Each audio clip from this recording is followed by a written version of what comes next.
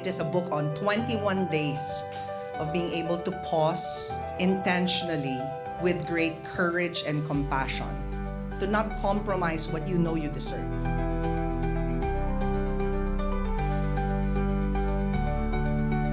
Welcome everyone to Moment with Coach Pia. Mga ka-moment, it's day 18. Day 18 na, April 20, another Monday. We drop an episode every Monday. Kung kaka-join nyo lang po sa ating Moment with Coach Pia, remember, clarity isn't something you find, it's something that we come home to. And if you're just joining us now, we're actually following the book, Moment with Coach Pia. These 21 days do not have to be read na chronologically. Pwede ka magsimula sa day 18, katulad ngayon, kasi pipiliin mo lang yung topic, stand-alone po ang bawat araw. Itong topic na to, nung sinulat ko siya, hindi ko alam kung anong day sa 21 days ko siya ilalagay. Kasi napakahalaga, malaman natin at panindigan natin that just noticing the drift from who you really are is already the beginning of your returning to go home. That's why we have to trust ourselves when we hear ourselves. Ang guest natin ngayon, tamang-tama para sa topic na to. Our next guest is a Filipino singer, actress, and television personality widely known as the Queen of Filipino pop culture. Credited for shaping the late 1990s to early 2000s pop culture through her music, camp style, and iconic fashion influence. She's one of the best-selling Filipino artists of all time and a versatile multimedia star. She was a top-selling artist known for her Laging Tapat, Chuva Chuchu, and Kapag Ako'y Nagmahal. She is also part of the celebrated original comedy royalty such as, kailangan talaga itong banggitin pa rin kahit saan siya pumunta, yung kanyang pagtambal kay Marvin Agustin. She was a box office success with a string movie hit, Labs Kita, Okay Ka Lang, and Tunay na Tunay, Gets Mo, Gets Ko, earning her the title Princess of Philippine Movies. A princess no more, but now a queen to their home. She is happily married to Mark Escueta, drummer of River Maya, celebrating their 15th year of marriage this year. They have 2 kids, Pele and Vika. Palakpakan po natin, Jolina Magdangal! Natapos na yung intro. Gusto ko na po kayong tulungan. Grabe, Jolina. Grabe ang ambag mo sa industriya. Salamat naman po. Minsan po hindi ko pa rin naiisip na ganun. Parang ano po ako, na-overwhelm, na kinikilig na hindi ko maintindihan. Kakaiba talaga yung magiging pag-uusap natin ngayon, mga ka-moment, kasi returning to the alignment within you. And someone like Jolina who's had to reinvent herself in the many roles that she's played, doon talaga tayo may inspire. Habang nagsishare si Jolina, mga ka-moment, iisipin rin natin, ano yung parallelism sa buhay naman natin? Ano yung angkop para sa atin? Simulan na natin ito. This is it. This is it. Ano ang buhay ng isang Jolina Magdangal? Di ko po alam kung anong part dito sa haba na po ng inilakad ng aking buhay. Mula na nag-start ako sa mundo na nagkaisip hanggang nag-showbiz po ng maagang edad din. Pero kung ang tatanungin ay ngayon, ibang-iba mula nung ako'y dalaga pa. Wow. Kasi nung dalaga po ako, wala lang po akong ibang sinusunod kundi yung parents ko and kung sino po yung mga nag-mentor sa akin. And ngayon, karamihan na po ng mga nangyayari sa akin ay desisyon po naming mag-asawa. Ako po meron ding sarili pero hindi ko po gustong i-take yung credit ng lahat ng kung ano man yung nangyari sa amin na dahil lang sa akin. Kasi hindi ko rin po magagawa kung hindi po ako tinutulungan ng asawa. Kasi dito ko nararamdaman na talagang partnership yung aming pinaiiral sa lahat po ng bagay. How different is the alignment that you have now bilang may asawa ka na, kayo ni Mark, doon sa dating Jolina? Yung dating Jolina po kasi parang talagang ang naiisip ko, puro work, ang makakapagpasaya rin sa ibang tao, ano pa yung mga po pwede kong magawa para sa family ko, sa parents ko. Gusto ko unang-una bago sumaya yung mga tao, sumaya muna yung daddy ko. Kasi siya po yung manager ko nung time na yun. Tapos ano pa yung po pwede kong magawang accessories para sa sarili ko.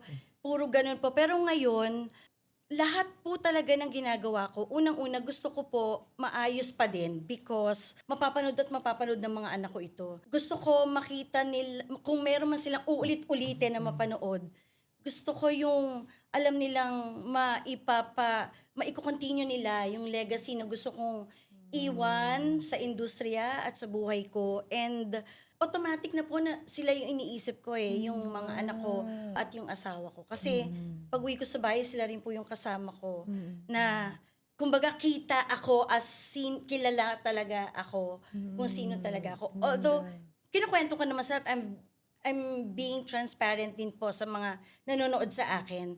But, syempre, iba yung clarity or yung pagiging crystal clear ng isang Jolina pagkasama ko yung family ko. Nabanggit mo na during the time that you were young, it was more your relationship with your father. Yes. Yun talaga. Marami makaka-identify with that.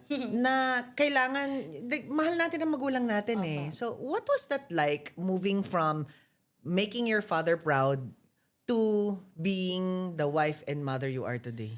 Yung sa daddy ko po nun, medyo hindi naman siya all saya at Siguro, that time, may mga, let's say, parang medyo hirap din po yung pakiramdam ko nun because marami rin po akong gustong gawin dahil nagdadalaga or nung dalaga na yung mga non-showbiz classmates ko na magkakasama pa rin sila. Nahihiwalay ako minsan kasi iba po yung pagiging strict ng dad ko, tapos may showbiz nga po. But, ngayong magulang na ako, nakikita ko yung, kaya pala.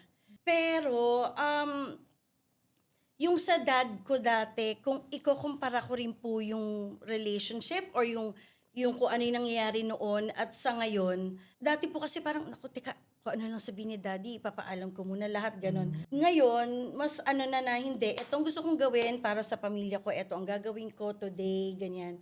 Tapos kukonsulta ko ng konti sa asawa ko, pero alam niya, siya rin na nagbibigay sa akin ng freedom kung paano ko i-connect lahat ng sarili kong isip at gawa.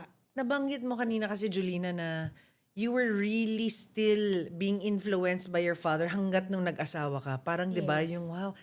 Kahit po Tell us hindi na more. po siya yung manager ko po noon. Okay. Pero, naramdaman ko po na pagkatas nung mag-asawa po talaga ako, hindi ko alam kung natural pong lumabas sa akin na you have to trust me on this. Kaya siguro, automatic po, okay. Ganun. yeah. Or nakita na nila, ito yung tamang tao para sa'yo. Feeling ko ganun po. Okay. Maraming makaka-identify with that clarity. Mga ka-moment, no? Kasi madalas, mahirap kasi makita yung individualization natin sa family of origin natin, di ba? Opo, Kaya opo. yung alignment na pinag-uusapan sa Day 18, you have to be intentional and kailangan mong magkaroon ng ganong aura. Yes. Para maramdaman hindi lang sa salita, pero alam ng magulang mo na, ay, iba na to. Yes po, kasi nakita ko rin po na parang pag ine-explain ko, pag tinatry kong in a way sumagot, parang lalong sumasarap po eh. Pag marami silang naririnig sa akin. Pero ang ginagawa ko na lang po, tinatry kong, okay, hindi ako magsasalita pag nandun sila sa moment na yun, pero gagawin ko na lang. Hindi po sa hindi ako nakinig, pero eto yung gusto kong gawin. And on a scale of 1 to 10, para hindi maging lonely ang mga ka-moment natin, 10 being, nahirapan ka nun. Okay? Yes po, mahirap 1 po talaga. being, hindi ka nahirapan. Can you give us a rating para ma-feel naman ng mga ka-moment na kahit si Jolina may pinagdaan ng ganito? I can say, 8, 9. Wow. Kasi mahirap po talaga. Marami kasi pong factor hindi lang sa family. Meron syempre sa sarili, meron din po sa mga friends, meron din po sa mga co-workers. So, since maaga po akong nailabas dun sa mundo ng marami, maaga rin po akong maraming narinig. Sa anong edad mo na simulan yung parang, kailangan ko na mag-individuate, kailangan ko nang baguhin to para masanay na rin sila at masanay na rin ako? Nung mag-aasawa na po ako. Wow. Sorry po talaga kung sa mga ka-moment natin. Baka sabihin naman po nila, ilang taong ka na nun walang, siguro doon ko na lang din, ako na rin sumagot. At siguro parang doon ko na lang po naisip na wala na ibang gagawa ito, kundi ako eh. Hindi dahil alam kong babakapan ako nung magiging asawa ko, but it's time para sa sarili ko din na gawin ko to nang hindi gusto ko lang sumagot or gusto ko lang may i-point out, kundi gawin ko na to pang long term po ba. Do you have any regrets about that? Wala po. Kasi okay naman po yung, alam kong okay po yung naging relationship namin after. Mas naintindihan nila na, oo nga, naging siya 12 years old, parang ganun. And Ano sa palagay nyo mga ka-moment, yung katumbas ng pinapaliwanag at na-share ngayon ni Jolina sa buhay ninyo, no? Kasi lahat tayo kailangan natin piliin yung individualization natin. And natatawa ko na ikaw mismo yung natawa na. Baka sabihin nila, inabot talaga ng Opo, ganun opo. katagal. Parang ano lang siya, hindi ko sinasabi na inabot na doon lang ako nagkaroon ng lakas ng loob. Kung hindi, yun lang yung timing. Galing. Perfect timing na hindi sila masasaktan. Kasi baka po, kung wala pa po ako sa ganung iba pa rin iisipin nila. Kasi po, syempre, mga magulang po natin, mga baby boomers po ba yung, Yes. yung ganon, iba po talaga ang thinking nila. So, yun lang yung sabi ko, timing. So mga ka-moment, you have to trust, no? You have to trust just like the example ni Jolene. Ngayon na, naririnig niya sa sarili niya na may timing to. Walang tama o mali. Everyone has their own pace, time, and process. At nakikita naman natin that Jolene is very comfortable with her own timing. Trust nyo rin yung sarili nyo ka-moment na darating kayo dyan. Madalas kasi, Jolina, yung mga ka-moment natin, they're either anxious kasi they're waiting for results na feel na bakit wala pa yung results dun? Or baligtad, bis na they're waiting, they're rushing. Yes. No, mahirap din yung nagmamadali. Opo. Oh, yeah, Opo, totoo mahirap po yun. talaga. Para sa akin, pag nagmamadali, lalong lumalabo. Pag nagmamadali or hindi iniisa-isa yung mga bagay na dapat nilalatag mo muna, lalo siyang nagkakagulo. Kung iisipin lang, wala pong mangyari. Pero kung siguro isulat nila. Mahilig po kasi ngayon po, uso na mga text, pero meron pa rin po akong gusto ko yung sinusulat ko. Parang ganun. Yeah, nice. Kahit na po parang nag-iba na rin yung handwriting ko, may gusto pa rin po akong sinusulat. Nagko-collecta pa rin po ako ng mga iba-ibang kulay ng ballpen, mga markers, mga ganyan. Basta mailabas ko lang po yung gusto kong hindi ko maisip. Ano ba yun? Asaan ba ako? Parang ganun. How does the queen of Philippine pop culture reinvent herself at your age, no? Kasi itong day 18 is noticing that we are ready, di ba? Need for alignment. How do you reinvent yourself, Jolina? Hindi ko po alam kung paano ko sasabing ni-reinvent kung paano nyo ako nakita or nag-reinvent ng kalooban. Kasi yung reinvention po na meaning para sa akin ay nasa kalooban po. Kasi feeling ko lagi pag nanggagaling sa loob, lalabas na lang 'yon sa nakikita ng tao. And kung paano magsalita, paano mag-treat ng ibang tao, doon ko po siguro mas ninamnam yung reinvention. Kaya siguro minsan nakikita niyo pa rin akong mayroong mga kulay-kulay o kaya mahilig pa rin ako sa mga bag na bubble bag, mga ganyan. At marami pong mga kuning-kuning. Pero sa loob ko po, alam mong na-reinvent na siya. Pwedeng siguro, masaya lang po talaga ako nakikita na ganun yung bag ko or yung sapatos ko or yung buhok ko. But sa kalooban and kung nakausap na nila ako dati at kung paano ngayon, alam kong na-reinvent na po. Pati po, may maintenance na po ako. Talaga ba? Kasi, naisip ko lang po kasi pagkausap ko na ngayon yung mga taong dati ko po kausap, ano maintenance mo? Yun na po ang mga pinag-uusapan namin. Pero, kidding aside, yun po talaga yung akin. Nasa loob po yung reinvention. Ganda. Mga ka-moment, kailangan natin makita tong day 18 in a different light. Yung lente na ginagamit natin ngayon, hindi reading lens. Yung sinasabi kasi labas ka ng reading lens. It's really, ano yung kailangan ng kalooban mo? Hindi yung kanong kailangan mo i-prove din sa iba kasi panglabas lang yon. Meron tayong sinasabing, you have to meet yourself with grace. You have to be patient with yourself. Anong itsura nun para sa isang Jolina Magdangal? Ayoko po masyadong parang masyadong maging maalam sa ganyan. Kasi paminsan po nakikita ko pa rin yung sarili ko nakagulo. But hindi ko po nilulunod yung sarili ko masyado sa gulo. Recently, merong nangyari sa akin na hindi ko akalain na itong tao na ito ay magkakaroon po ng, kumbaga, basta magkakagulo po. So that time, nagulo yung kalooban ko. Kasi hindi ko akalain na sa ganitong edad po ay meron pala talagang hindi mapagkakatiwala ang pantao. And akala ko, ang tagal ko na sa showbiz, pero meron pa rin pala pong ganun. Akala ko, alam ko nang magbasa ng mga tao. No, hindi pa rin. Dumating yung point na parang I find myself looking at nowhere. Tapos, maiiyak lang ako sa asawa ko, ganyan. But, dahil din dun sa asawa ko, parang pinakita niya sa akin na kunin mo yung moment na to para hindi matakot, kundi mas iisipan mo pa ng magandang bagay. Tama-tama, magto-2026 na po yun eh. So, sabi ko, sakto. Yung mga parang feeling ko, kinukuha lang yung energy ko. Tsaka muna sa 2025. Ngayon, pag nagkita tayo ulit, baka mas okay na akong kausapin ka kasi okay na ako sa mga pinagdaanan ko ngayong 2026. So, yun po, parang may mga ganong bagay akong ginawa na feeling ko nagkakaroon ng grace. Yes, yes. Dahil po siguro na iisa-isa siya at walang final sa mga alam mo na. Araw-araw may pwede pa ring mangyari. Ganda. Ang ano na lang doon, paano mo siya haharapin ng mas mature o kaya mas yun nga, with grace and with chuva-chuchu. With chuva-chuchu pa rin. With ano pa rin, with happiness and joy. Ganun. Yes, ang ganda. Mga ka-moment, yung halimbawang ito na inaamin ng isang Jolina Magdangal, inaamin niya talaga na there were times, even as recent as, turn of the year, Yes, di ba? opo. Na things can get hard.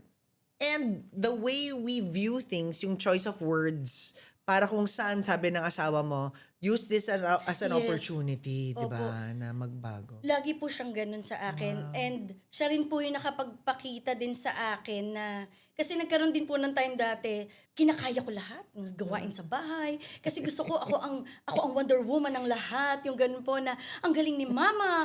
I miss Mama. She's not, akala ko po ganun. Kaya, kahit nahihirapan po ako, kinakaya ko. Tapos pag hindi ako nakarinig ng, thank you Mama, or thank you, mahal.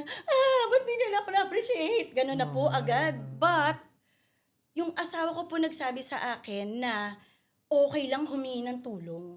At hindi lahat kailangan mong gawin. So mula po nun, mahal, tulungan mo ako. Talagang naging open na po ako na ganun. Kasi hindi mo talaga lahat maaako. And yun din po yung nangyari nga po. Yeah. Nito lang, Wow. pag 2026 na hindi lahat ng tao na gusto mo makasama ay makakasama mo or yung kasama mo ngayon ay yun na yun. Yes, that's Meron pa right. rin pwedeng mangyari. Yeah, so moment to moment talaga siya. Yes. Kasi pwedeng ngayon, okay, mamaya hindi. Opo. It's why we always have to be attentive. Mga ka-moment, ganun ang realities natin. You'd never draw conclusions. Ang conclusion kasi, that's the stubbornness of the brain. So, konting science around it, the brain as an organ prefers the status quo. Ayaw niya ng change. Kasi it's trying to protect us. So what the brain likes to do is, kung ano yung nangyayari ngayon, kung sining relationships, paano ka mag-isip, kung paano ka mag-processing, evaluation, ganyan. Sabihin ng brain, okay na yan, status quo. The interesting thing is, we need change. We need to be agile. The disruption called neuroplasticity, kung saan ang mga challenges, dapat mayanig yung system ng brain para magsabing, ay, hindi pala kailangan i-protect ko sarili ko. I have to create new synapses, new ways of thinking, and new pathways. So, may bagong mga connection na may na nangyayari. Parang electricity kasi lahat yan na nangyayari. Hindi siya madali kasi you have to invite challenge into your life. And parang yun ang naririnig kong sinasabi ni Opo. Mark. Grabe naman yung mahal mo. Ang galing niya. Sa totoo lang, minsan nga po parang nagre-reklamo pa ako kasi konting kwento ko, hindi dapat ganito. Gusto ko lang makinig ka. Yun ang sinasabi ko po. Pero, kasi lagi pong merong sasabihin. Pero siguro dahil po, nature din po ng mga tatay Yeah. na ako, dapat maayos ang pamilya ko, ako mag-aayos ang lahat.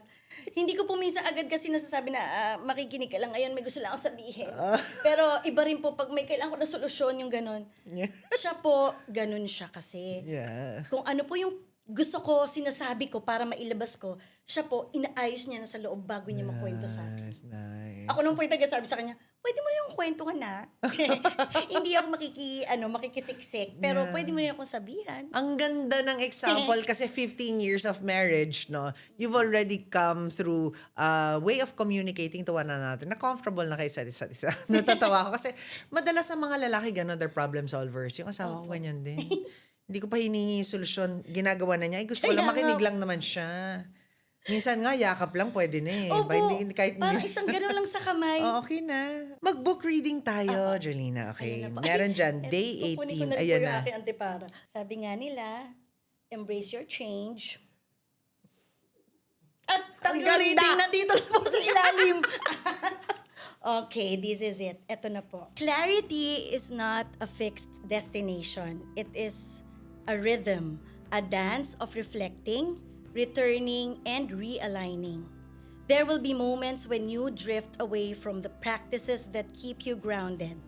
Life gets busy, emotions rise, and old patterns quietly resurface. Before you know it, you wake up feeling disconnected from yourself. The path to clarity isn't walked in a straight line.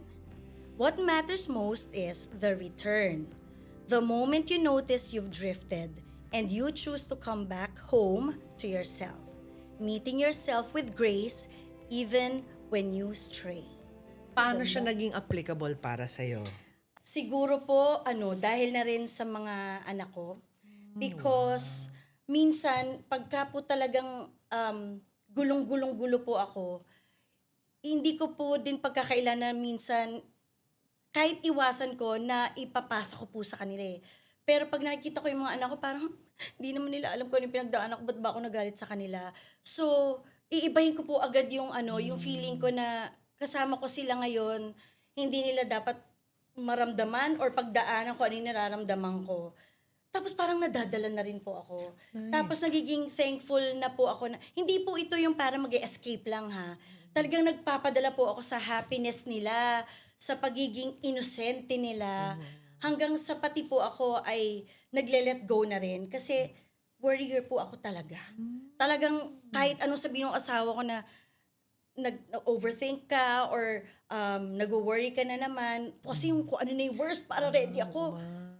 Pero nag-help po yung, sige lang, isa-isahin mo. Kasi kung tatanong ka doon at hindi ka naman pupunta doon, nasayang lang yung moment na dapat okay ka. Na feeling ko na paralyzed na ako kasi isip ng gano'n. So, ganun po yung ginawa ko na imbis na po mabisi ko yung sarili ko kaka-worry, binibisi ko po yung sarili ko ng paano ko siya male-let go Nice. ng hindi lang nag-escape kundi inaayos. Nice. So, iba-iba po. Ganda. Iba talaga kapag may pagkakataon na may impact tayo. Malinaw yung impact mo kasi to your kids. Kaya nakikita ko, you're so mindful of that. Yes, No? opo. Kasi kung ano yung maipapasa mo, napapasa mo, na knowingly or unknowingly. Kaya yung day 18, returning to alignment when we drift is napansin mo lang ng konti, pero balik ka lang kaagad no? Kung baka sakaling may konting inis, konting, di ba, we lose our Yes. mahirap po kasing maging nanay. Mahirap Opo. talaga. But you just bounce back. Just bounce back. I love it mga ka-moment na inspiration talaga to si Jolina dun sa being aware of if ever drifted from kung saan yung ating destination. So, kunwari may konting na-distract ka, ganyan. Pero, na-notice mo pa lang yung drift, that's already the beginning of coming back. Ang taas kasi na expectations ng marami. Totoo po, ang dahil po judgment. Oh, ang dami. Mga ganyan. Masyado Opo. silang judgmental. To the point na feeling nila, hanggat nandun sila sa destination na yon, they will continue to critique, judge, and be negative. No? So, negative self-talk siya. What do you do to stay positive, Jolina? First, prayers. Dati po pag sinasabi, nung dalaga pa po ako, pray ka lang, ganyan. May konti po sa akin bumubulang, corny naman. Lahat naman talaga tayo nagpa-pray. Yung ganyan po. But, sa akin po, I'm speaking for myself because ito po yung nangyari sa akin. Nagkakaroon ng peace yung heart ko. Kasi alam ko na sabi ko na po na i-lift up ko na po yung kung ano man yung worries ko. alam ko po na kahit anong mangyari, kahit siguro man maging masama ako, alam ko tatanggapin ako ng asawa ko at ng mga anak ko na ibabalik nila ako sa kung sino ako nung na nanay nila or asawa. Minsan iniiyak ko po eh. Magugulat na lang po ako, may nagpapasa ng tissue, yung anak ko, ay, thank you, hindi mo po niya alam kung ba't ako umiiyak. Bibigyan niya po akong tissue, tapos doon ko marirealize na, hoy, gising, wag ka na magpalunod sa iyak mo, parang ganun. Ito mas pwedeng makapunas ng luha mo itong batang ito na ipalitan ng joy. It's the energy that you choose to vibrate around you. Kaya yung mga tao, they can't help but catch the positivity. Ang galing mo talaga, Julina! Ang galing mo talaga. Ay, grabe po. Yeah, so what I want to add is make sure na yung mga ka-moment natin, they're very patient with themselves. They might Yes. not have the same kasi Opo. confidence to articulate kung ano yung tama, ano yung mali. Especially if may nakikita silang pattern sa buhay nila na nahihirapan silang maalpasan. Kasi that's the thing about needing alignment. May mga tao kasi na yung pattern umuulit-ulit so nahihirapan sila. Ako po, syempre may mga friends din po ako na may mga ganun. Depende po sa yung pinagdaanan din po kasi, di ba? Lalo na kung usapang trauma na po ang ano. Yeah. But may mga tao na po pwedeng tumulong sa atin at meron na i-consider natin sarili natin. Yun na po ang isipin natin na sino pa bang tutulong sa atin kung di tayo. And feeling ko po talaga ang gawin lang ng ating mga ka-moment na yung talagang nagugulo ay patience. Kasi kailangan po talagang bitawan lahat eh. Yeah. Tapos kumbaga takpan muna yung tenga sa lahat ng noise, sa lahat ng mga po pwede pang makagulo. Tapos himayin, kung kumakain po kayo ng isda, naghihimay po kayo, himayin niyo yung feelings ninyo. Yeah. Kasi ang laking tulong po talaga pag, okay, ito si sadness, oo nga, okay, ito masaya ako dito. Tapos kung ano po yung positive, doon po yung ipunin, parang ganun po. Yun ang mga halimbawa, mga ka-moment ng what we are saying na there are small ways for us to come home to ourselves. Yes. And paghihimay, ang ganda naman ng analogy Isda. niyan. Isda. You know, Julina, I'm trying to recall how you became such a great influence on the Philippines because you were unapologetic about representing the joy that you bring. Grabe. Grabe talaga. Napaka-iconic. Parang ang hirap po kasing mag-pretend. Takot na takot po ako yung ayan kasi hindi mo kumbaga, yung nagre-regret.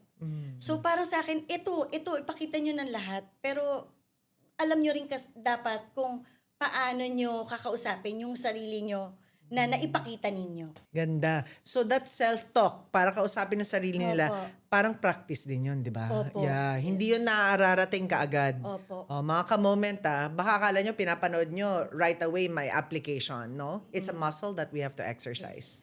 So for all of those ka-moments that are listening, Julina, at feeling nila, ang hirap-hirap mag-align kapag ka nagkakamali sila, anong pwede mong sabihin sa kanila? Maging gentle kayo sa inyong sarili because yung finding clarity po, finding clarity ay hindi siya instant na parang naglagay ka ng mainit na tubig sa noodles, nakain mo na. Hindi po ganun. As in, mas magiging clear pag dahan-dahan, mas magiging clear pag intention mong maging clear. Kung nagpapasensya ka lalo na sa sarili mong heart na punong-puno na ng bagay na nakapagpabigat, mas magiging clear siya kung unti-untiin mo siya. Yeah. Thank you. Walang mabilis agad, walang Grabe. instant. Walang instant. Kasi reinventing yourself is no joke. And what I would like for our mga ka-moment to keep in their minds, in their hearts, and in their soul is that man-notice mo lang ng konting drift, that's already you're beginning to return home. Trust yourself, believe in yourself. Ito nang halimbawa ng isang queen. Kailangan talaga niyan of pop culture. Kailangan talagang ganon. Kailangan talaga natin ma-recognize that the confidence in reinventing herself, congratulations for everything that you represent. May you continue to inspire so many. Thank you po. Excited ako makilala si Pele tsaka si Vika. Sobrang excited ako makilala Salamat sila. po. But they must be such amazing kids. Pure joy, no? Yung mga anak mo. Opo. Oh. Hindi ko pa sinasabi na sobrang babait nila mga anghel. Hindi po. But, proud po ako sa kanila pag lalo na pag ang sinasabi ay isasabi ng ibang tao. Hindi po yung ako sabi, mabait na anak ko. Ang reward po sa akin pag sinasabi ng ibang tao. Wow. Yeah. Okay. Thank you, Thank you Jolina! po. Thank you, Coach Tia. Mga ka-moment day 18 ito. 19, 20, 21, 3 araw na lang matatapos ang ating Moment to Moment Season 1. Talagang nagpasabi Season 1 kasi merong Season 2 ito, guys! We're putting it out there. Mataas na po ang ating score, ang ating ranking sa Spotify. Kakaiba. Nasa single digit na. We're claiming it. Nandun na kami sa rango ng mga matataas na podcast. April 20 na po. Remember, clarity isn't something you find. It's something you come home to. See you soon.